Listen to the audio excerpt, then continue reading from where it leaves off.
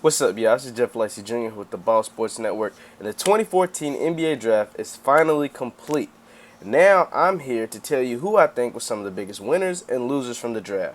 Okay, one great winner that I think pulled out with the great results after the draft are the Charlotte Hornets, Michael Jordan's new Charlotte Hornets. The reason why I think they did great is because they got a steal at number 9 with Noah Vonleh. Noah Vonleh, who was a lot of draft experts had going in the top 5, he slid all the way to 9 to the Hornets. And not only did the Hornets were able to pick up Noah Vonleh, a top 5 talent, but they were also able to draft former North Carolina guard P.J. Hairston, which adds shooting to the backcourt of Kemba Walker and Michael Kidd-Gilchrist. You add the shooting of Hairston, who's a prolific three-point shooter, who also lit up the D-League this past year for his D-League team. And then you add Vonleh, athletic big, who shot almost 50% from three to the front court with Al Jefferson. I mean, Charlotte's making some moves. I mean, they're building a nice little team down there in Charlotte. Another winner that a lot of teams did good, like the Magic, they did good with their 2 picks. And then the Lakers did. I think Julius Randle was a good pick. I really like what the Celtics did with Marcus Smart and James Young. I think with the drafting of Marcus Smart, that's basically you're coinciding with Rondo leaving. But the team, probably did the best out of the draft. I mean, a lot of some experts say they saw incomplete, but I see is the 76ers.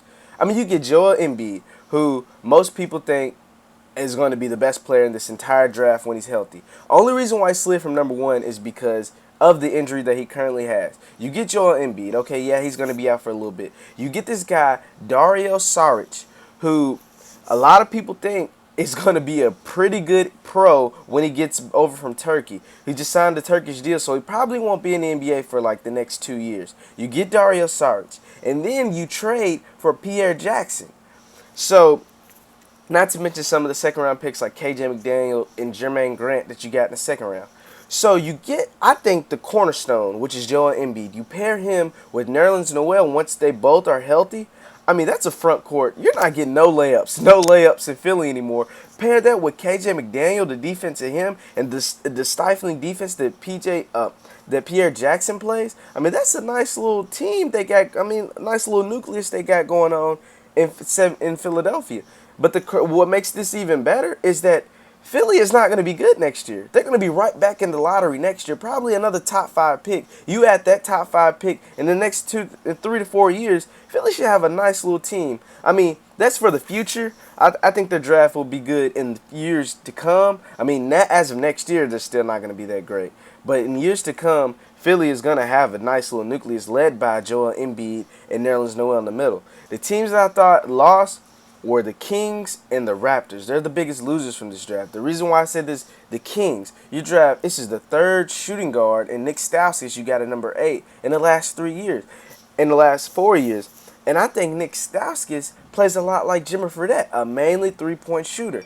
Last year you drafted Ben McLemore, and then 2 years ago, before that, you drafted Jimmer Fredette. So, you have to build a roster, Kings. I mean, you still need other players to go around your big man, which is DeMarcus Cousins. Of course, you want shooters and people that can score the ball, but you need other positions to fill out a complete team, to fill out the roster.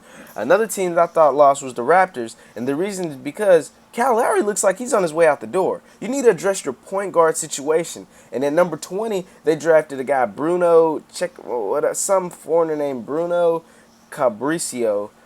I mean, a lot of times with foreign picks, we don't really know because nobody's seen the tape except the scouts. I haven't seen any tape on this guy. Maybe this guy is somebody who jumps on film. He just jumps out the gym to them.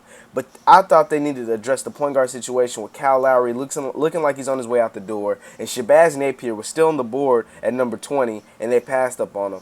So that's why I think they didn't do too good. This draft was not a great one for them.